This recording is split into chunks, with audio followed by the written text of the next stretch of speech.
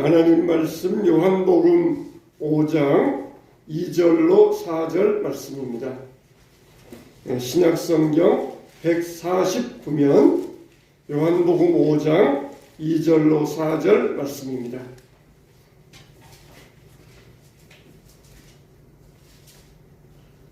자, 찾으신 줄 알고 다 같이 시작. 예루살렘에 있는 양문 곁에 히브리 말로 베데스다 하는 못이 있는데 거기 행각 5이 있고 그 안에 많은 병자, 맹인, 다리 저는 사람, 혈기 많은 사람들이 누워 물이 움직임을 기다리니 이는 천사가 가끔 못에 내려와 물을 움직이게 하는데 움직인 후에 먼저 들어가는 자는 어떤 병에 걸렸든지 낫게 됨이라라. 아멘. 네팔이라고 하는 나라는 불교와 힌두교의 국가입니다. 얼마 전에 네팔 국적의 항공기가 추락을 하여서 많은 인명의 피해가 있는 나라입니다. 이 네팔은 세르파, 또 히말라야 등반하는 사람들이 자주 찾는 그런 나라입니다. 그런데 이 네팔이라는 하는 나라에는 개종 금지법이 있습니다. 이 네팔은 이 불교와 힌두교, 이걸 이 자기들의 종교 체제를 정치 체제로 삼아가지고 나라를 운영하기 때문에 다른 종교가 들어오는 것을 굉장히 경계를 합니다. 그래서 다른 종교가 들어오면 자기들의 나라의 통치 체제가 무너질 우려가 있기 때문에 다른 종교들이 일절 들어오지 못하도록 그렇게 철저히 막고 있어요. 이렇게 개종 금지법을 실행을 해서 특히 우리 기독교가 이 전파되는 것을 아주 경계를 하고 있습니다. 그런데도 불구하고 이 네팔에서는 기독교가 아주 가파르게 성장세를 이루고 있습니다. 그 중에 하나가 네팔에서 1년이면은 9,000명 정도가 우리나라에 산업 연수생으로 들어옵니다. 그러면은 선교사님들이 긴밀하게 우리 한국에 있는 분들과 연락을 해서 누가 한국에 들어가니까 잘 보살펴 주어라. 그러면은 네팔에서 낯선 사람들이 한국에 올 때 얼마나 마음이 불안하겠습니까? 그때 찾아가서 아무게 아니냐, 누구에게 이야기 들었다 그러면서 친절하게 이렇게 대해주면서 그들에게 복음을 전해주면은 이들이 한국에서 예수님을 영접하고 나라에 들어가서 신자가 됩니다. 그 중에는 철저하게 힌두교 사제가 되려고 하고 준비해 있다가 한국에 와서 예수님 영접하고 그리고 신학교에 가서 목사가 되신 그런 분들도 있습니다. 근데 히말라야 산골에서 태어난 한 소녀가 있었습니다. 이 소녀는 정말 아주 히말라야 산골에서 태어나서 그곳을 벗어나지 못했어요. 근데 어릴 때 병에 걸렸습니다. 집도 가난하고 또 도시에 나가본 적도 없고 그런 집안에서 병에 걸려서 그렇게 희망도 없이 살아가는데 어느 날 예수님이 찾아오셨어요. 그러면서 묻더라는 것입니다. 내가 낫고자 하느냐? 예, 제가 낫기를 원합니다. 그러자 믿음대로 될지어다. 그렇게 예수님께서 찾아오셨다는 것입니다. 그 순간 이 소녀의 병이 치유가 되었고 건강하게 되었습니다. 할렐루야. 그로부터 이 소녀가 예수님 영접하고 나이 20세가 되어서 처음 도시 카트만두에 나와서 신학교에 들어가서 열심히 신학 공부를 하게 되었어요. 여러분, 정말 오늘날에도 베데스다의 기적은 일어나는 줄로 믿으시기 바랍니다. 오늘날에도 베데스다의 기적은 있습니다. 예수님께서 38년 된 병자를 찾아가시어서 내가 낫고자 하느냐 그렇게 물어보셨던 것처럼 오늘날에도 정말 저 네팔 같은 나라에 히말라야 그 산골에 숨어 있으면서 누구도 알지 못하고 한 번도 도시에도 나가보지 못하고 복음도 들어보지 못했던 이 소녀에게도 내가 낫고자 하느냐 그럴 때 예수님께서 물어보셨던 것처럼 오늘날에도 베데스다의 기적은 일어나고 있습니다. 하나님께서 찾아가시고 하나님께서 부르시는 이런 역사가 지금도 일어나고 있어요. 이 베데스다 연못은 어떤 곳입니까?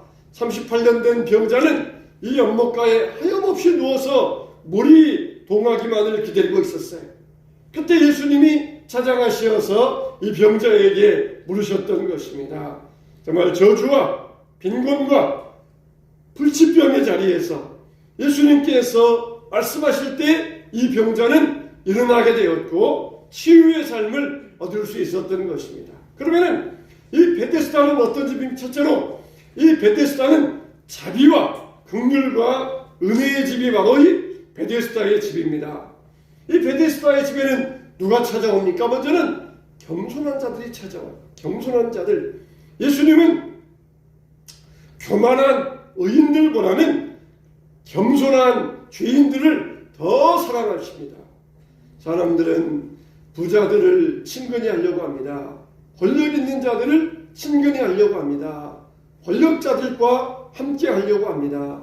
그렇지만은 예수님은 가난한 자들의 친구가 되어 주셨어요. 가난한 자들의 친구가 되어 주시고 그들과 함께하여 주셨던 것입니다. 정말 이 베데스다는 겸손한 자들이 오는 곳이에요. 가난하여서 병들어서 아무도 찾아주는 사람이 없고 낮은 자리에서 겸손한 자들이 찾아오는 것이 바로 이 베데스다 연못이었던 것입니다. 예수님께서 병자에게 물어보십니다. 그래서 병자가 동문서답하잖아요. 병자가 대답하되 주여 물이 동할 때에 나를 물에 넣어줄 사람이 없어 내가 가는 동안에 다른 사람이 먼저 내려가나이다. 이렇게 이 병자는 자기의 처지를 겸손한 자세로 주님 앞에 보였던 것입니다. 우리도 겸손하게 베데스다로 나아가시길 바랍니다. 그리고 이 베데스다의 집은 누가 들어갑니까? 회개한 사람들이 들어가는 곳이에요. 회개한 사람들. 요한계시록 3장 20절에 있는 것처럼 일지어다 내가 문 밖에 서서 두드리노니 누구든지 내 음성을 듣고 문을 열면 내가 그에게로 들어가 그와 더불어 먹으리니 말씀하셨어요. 문을 열고 나를 영접하면 나는 그에게로 들어가 그와 더불어 먹으리니 말씀하셨어요. 다른 종교에는 없는 게 우리 기독교에는 여러 가지가 있어요. 부활이 있고 또 그 중에 하나가 속죄론입니다. 속죄론. 다른 종교에서는 자기가 열심히 업을 쌓아야 열심히 공로를 쌓아야 과거의 업보가 지워진다. 그렇게 주장을 합니다. 그래서 열심히 어떤 공양미도 바쳐야 되고 열심히 지성도 드려야 되고 열심히 무언가를 행해야만 그래야 죄가 사해지고 조상들의 죄도 사해지고 자기의 전생의 죄도 사해지고 자기의 과거의 업보가 사라진다. 이게 모든 다른 종교들의 사상이에요. 그런데 우리 기독교는 오직 전가사상입니다. 전가사상. 내게 있는 것이 주님에게로 전가된다는 것이 예수님께 있는 것이 내게로 전가되어져 온다는 것입니다. 내가 어떤 공로와 행위를 통하여서 어떤 일을 이루는 것이 아니라 내 죄가 예수님께 전가되고 예수님의 의가 내게 전가되어서 내가 의로운 사람이 된다. 이게 바로 기독교의 속죄론이에요. 수고하고 무거운 짐진 자들아 다 내게로 오라. 내가 너희를 쉬게 하리라. 조건 있습니까? 아무 조건 없어요. 수고하고 무거운 짐이 있다면 무조건 오라는 것입니다. 그러면 내가 너희를 쉬게 하겠다는 것이에요. 이건 무슨 짐입니까? 죄의 짐입니다. 죄의 짐. 죄의 짐진 자들아 내게로 오라. 내가 너희를 쉬게 하겠다는 것이에요. 누가 주님 앞에 갈 수 있습니까? 내 죄의 짐 이거를 무겁게 여기는 사람들 이게 주님 앞에 나아갈 수 있어요. 그런데 자기에게 죄의 짐이 지워져 있음에도 불구하고 그 죄의 짐을 느끼지 못하는 사람들 이거는 정말 죽은 사람들이에요. 죽은 사람들. 영적으로 죽은 사람들입니다. 죽은 시체에게는 아무리 무거운 돌덩이를 올려놓아도 돌덩이의 무게를 느끼지 못해요. 그런데 살아있는 사람들은 어깨에 짐이 지워져 있으면 그 짐의 무게를 알고 그 짐을 내려놓을 줄 압니다. 수고하고 무거운 짐진 자들아 죄의 짐을 지고 있는 자들아 다 내게로 오라는 것입니다. 목욕을 자주 해야 우리 몸에 건강이 좋지 않습니까? 우리 몸이 더러워져 있는데도 목욕하지 아니하면 그것 때문에 온갖 병균과 바이러스들이 우리 몸에 침투하게 돼요. 영적으로 목욕을 해야 됩니다. 부흥회하는 것은 영적으로 목욕하는 것과 마찬가지예요. 우리 교회가 코로나로 인하여서 근 3년 동안 부흥회를 못했어요. 이제 올해는 부흥회를 하려고 제가 이렇게 마음을 먹고 있어요. 봄 되면은 부흥회를 해야 되겠다, 그런 마음을 먹고 있습니다. 부흥회하면은 우리가 영적으로 목욕하는 것과 마찬가지예요. 말씀에 그냥 샤워, 말씀의 세례를 받으면서 영적으로 목욕을 하면서 그때 우리의 모든 죄의 짐들을 내려놓을 수 있어야 돼요. 이렇게 회개를 자주 하는 것이 우리의 영성에도 회복에도 좋습니다.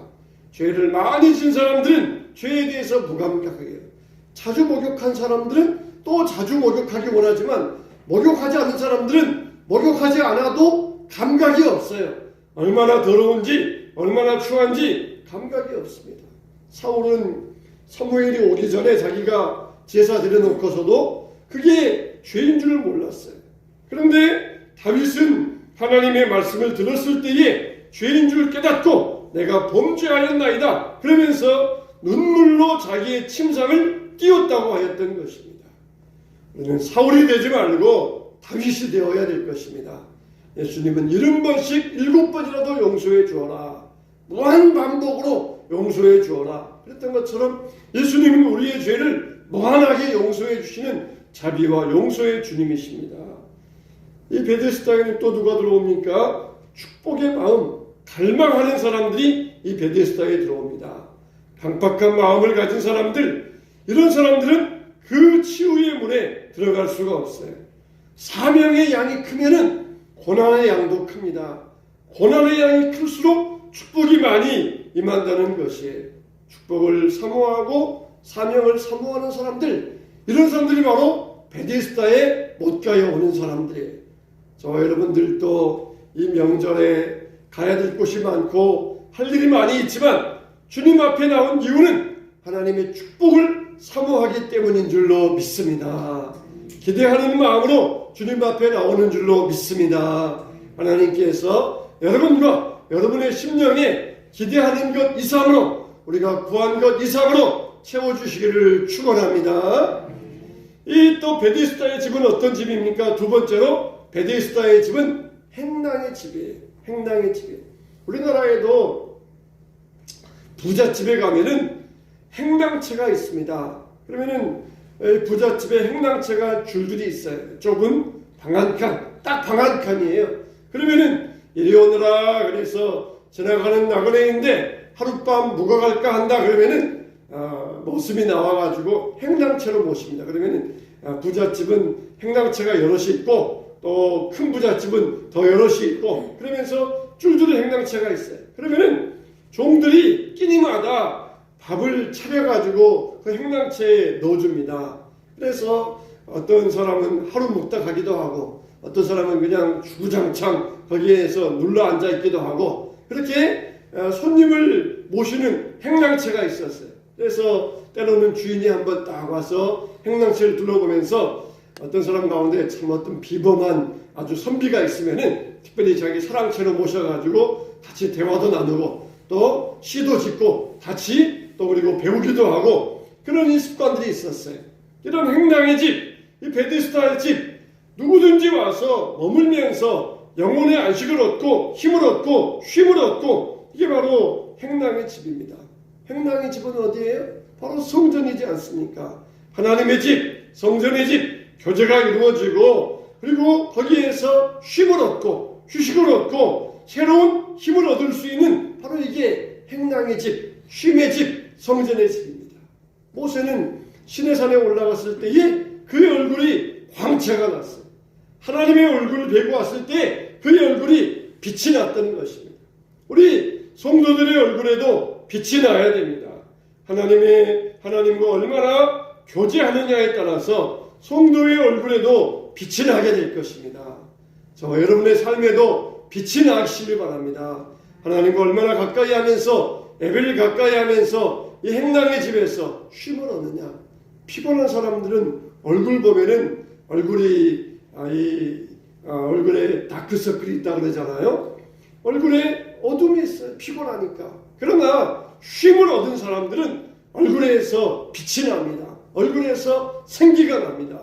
저와 여러분들에게 하나님께서 영적인 쉼과 영적인 능력을 통하여서 여러분 얼굴에 빛이 나시게 되시기를 주님의 이름으로 축원합니다.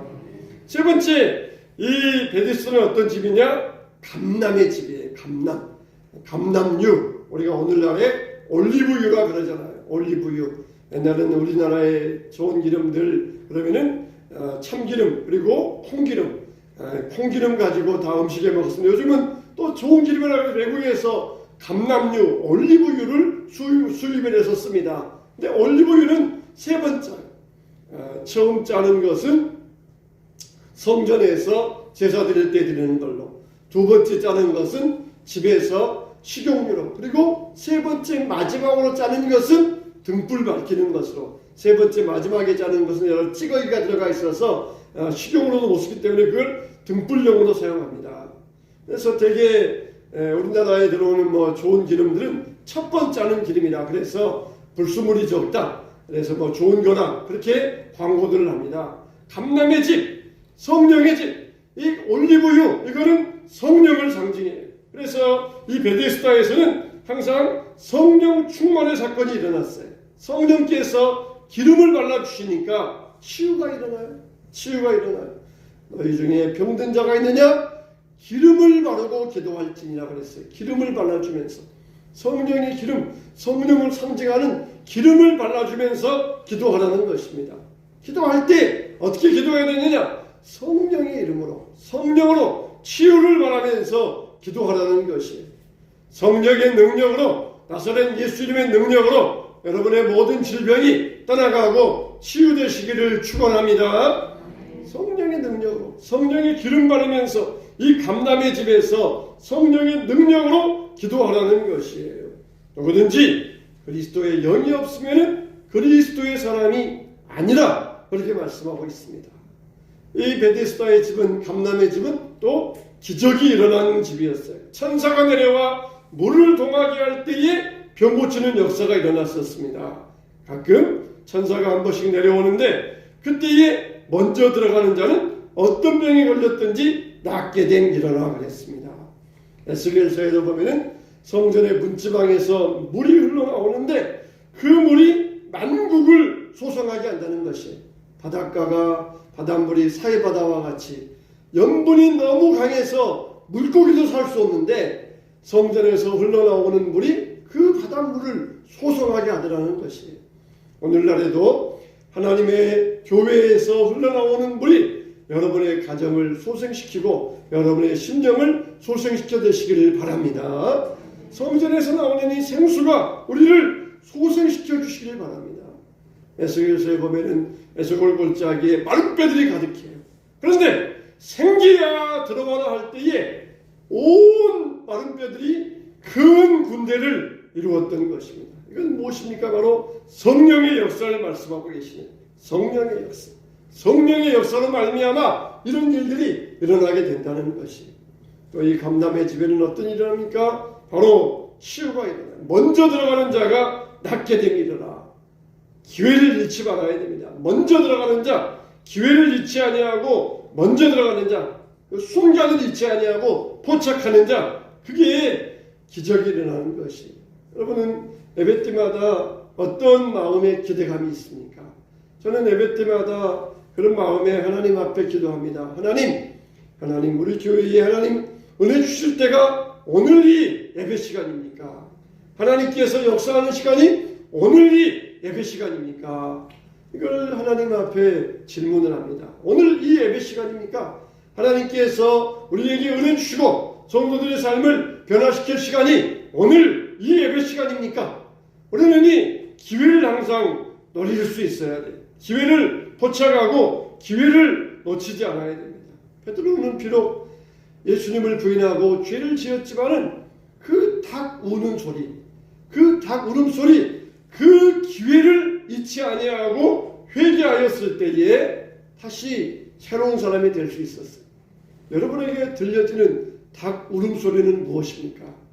부디 이 목사의 전하는 하나님의 말씀이 여러분들에게는 닭 울음소리로 들려지게 되시어서 기회를 잃지 아니하고 우리의 삶이 변화되게 되시기를 주님의 이름으로 축원합니다. 또 이 먼저 들어가는 자가 병 낫는다는 것은 모험이에요. 모험적인 신앙입니다. 이 사람은 지금 온몸을 움직일 수가 없어요. 걸어갈 수가 없습니다.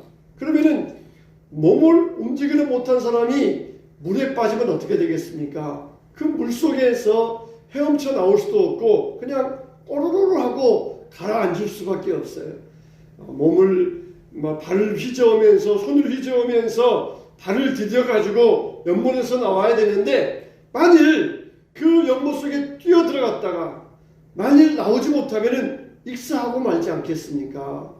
우리의 신앙은 어떤 신앙입니까? 그냥 찰박찰박 발목이나 무릎이나 겨우 차는 곳에서 그런 곳에서 놀다가 가는 그런 신앙이 아니에요. 그런 신앙이 아니에요. 어떤 분은 어떤 목사님이 저는 그런 사람 못 만나봤는데 어떤 목사님이 말씀하시기를 자기 교인들 가운데는 기가 막힌 교인이 있다는 것이에요. 특별 집회가 있고 특별 새벽 기도회가 있고 부흥회가 있으면은 일부러 그때는 안 나온다는 것이. 왜 그러냐? 만일 그때 나갔다가 은혜 받으면은 자기 삶이 변화가 되고 자기 삶이 새로워질까봐 겁나가지고 일부러 안 나오는 그런 교인들이 있다는 것이. 저는 그런 교인들을 못 만나봐서 정말 그런 교인들이 있을까 싶는데 그 목사님이 하시는 말씀, 자기 교인들 가운데 그런 사람이 있다니까 아마 그런 분들이 있는 것 같아요. 일부러 부흥회가 있다, 특별 집회가 있다 그러면은 일부러 안 나오면서 그때 나가서 은혜 받으면은 자기가 변화되어 가지고 어떻게 일해야 될까봐 일부러 그런 시간들은 다 피하고 안 나온다는 것이. 이렇게 발목신앙, 무릎신앙에만 젖어가지고 그냥 안전 위주로 살아가는 사람들이 있다는 것이. 우리의 신앙은 모험적인 신앙이 되어야 됩니다. 거기에 뛰어들면은 움직이지 못하면은 헤엄치지 못하면은 나음 받지 못하면은 꼼짝없이 익사할 수밖에 없어요. 그런데 뛰어들었다가 고침받아서 내 발로 걷고 그리고 나는 능히 헤엄쳐 나올 것이다. 이렇게 모험하는 신앙. 이게 바로 베데스다의 신앙이라는 것이. 여러분들이 이런 모험심이 있습니까? 하나님 앞에 은혜 받아서 내 삶이 지금처럼 이렇게 미지근한 삶을 살아가지 아니하고 지금처럼 이렇게 냉랭한 삶이 아니라 하나님을 위하여 내가 뜨겁게 헌신하는 삶을 살아야 되겠다. 이런 모험하는 마음이 있습니까? 하나님께서는 이런 모험하는 신앙인들에게 기적을 이루어 주시는 것입니다. 또 이 베데스다 감람의 집은 어떤 신앙입니까? 영생을 하나님께 맡기는 신앙이에요. 영생을 맡기는 신앙. 38년 된 이 병자는 하나님께 모든 것을 맡기고 베데스다에 나왔어요. 그래서 하나님의 치유의 능력을 맛볼 수 있게 되었던 것입니다. 이 병자는 좌절하지 않았습니다. 솔직히 고백하였고 그리고 순종하였습니다. 일어나 걸어가라. 그럴 때 그 사람이 곧 일어나 자리를 들고 걸어가니라 그랬어요. 주님의 소리에 비록 손해가 있다 할지라도 논리가 맞지 않다 할지라도 순종하고 나아갈 수 있었어요. 아니 지금 내가 38년 동안 이 자리에서 일어나 걷지를 못하고 있는데 뜬금없는 소리이니까 일어나 걸어가라니 이게 나한테 맞는 소리입니까? 그러면서 자기 이성의 논리를 가지고 예수님의 말씀에 토를 달지 않았어요. 일어나 걸어가라. 그러니까 그 말씀에 순종하며 나아갔을 때에 이 병자에게는 기적이 일어날 수 있었어요. 오늘날에도 베데스다의 기적은 있습니다. 히말라야 소녀에게 내가 낫고자 하느냐 그랬을 때 네, 낫기를 원합니다. 믿음대로 될지어다 하셨던 주님은 지금도 우리에게 베데스다의 기적을 행하여 주고 있습니다. 그 순수한 마음, 그 순수한 소녀의 마음, 아무것도 의심하지 아니하고 순수한 마음, 우리가 바로 그런 마음을 가져야 됩니다. 그런 마음을 가져야 돼요. 정말 순수한 마음, 정말 주님 누구이십니까? 주님 누구이십니까? 내가 낫고자 원합니다. 그랬을 때에 믿음대로 하셨던 그 소녀의 순수한 마음이 우리의 마음이 되어야 될 것입니다. 주님은 지금도 우리를 찾아오시어서 베데스다의 집에서 우리의 병을 고쳐주시고 우리의 삶을 변화시켜 주십니다. 오늘 이 설 명절 맞이한 저 여러분들에게 올 한 해 주님께서 베데스다의 기적을 일으켜 주시길 바랍니다.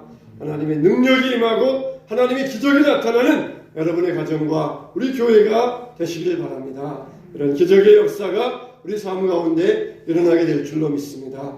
주님의 이름으로 축원합니다.